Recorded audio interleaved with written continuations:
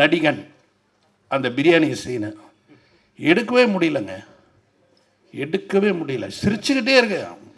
எங்கே கட் சொல்கிறது தெரியல. சிரிச்சு நான் மேக்ஸிமம் இவங்களுக்கு வந்து ஒரே பிளாக்கில் வச்சுட்டு திருப்பி க்ளோஸ்னு கட் பண்ணி திருப்பி அந்த டைலாக் எடுக்க பயமாக இருக்கும். ஏன்னா அந்த மாதிரி ஒரு காமெடி எத்தனை தடவை எடுத்தாலும் சிரிப்பாங்க. அதே மாதிரி இளையராஜா சார் வந்து ரீரெக்கார்டிங்கில் வந்து இப்படி ஒரு சிரிப்பு அவர் சிரிப்பாருன்னா யாரும் நம்ப மாட்டீங்க. அவ்வளோ ரசிப்பார் காமெடியை.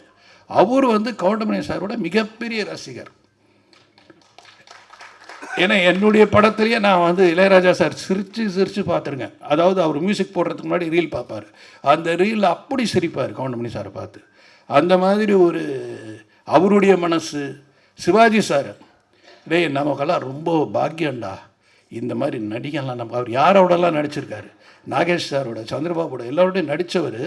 அவர் வந்து இந்த அவருடைய ஜென்ரேஷனில் இந்த ரெண்டாவது அவருடைய மகன் பிரபு அவரோட நடிக்கக்கூடிய ஒரு நடிகரை பார்க்கும் பொழுது கவுண்டமணி அருமையாக இருக்கேன், அருமையாக பண்ணுறாரியா, அருமையான காமெடியா. ஸோ மிகப்பெரிய நடிகர்களுக்கு எல்லாருமே வந்து கவுண்டமணி அவர்கள் வந்து ரசிகர். அவங்க ரசிகர்கள், அவங்களுக்கே ரசிகர். அப்படி ஒரு இடத்தை பிடித்தவர் தான் கவுண்டமணி சார்.